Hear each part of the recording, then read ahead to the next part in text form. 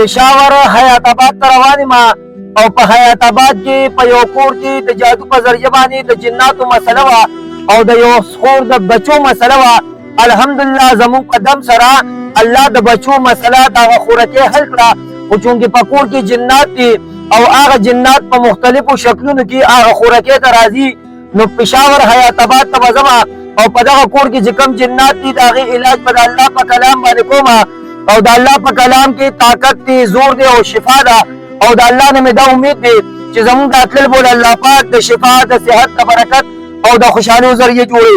نور چې کوم د جادو د جناتو مریضان وي، د چا بچي نه وي، د کومو زنانو کپړې شلېږي، سوری کېږي، اور ورته لګي، کاڼي چا کر راغورځېږي، کینسر، پالش، شوګر، چا باندې جټکه او مرګي راځي،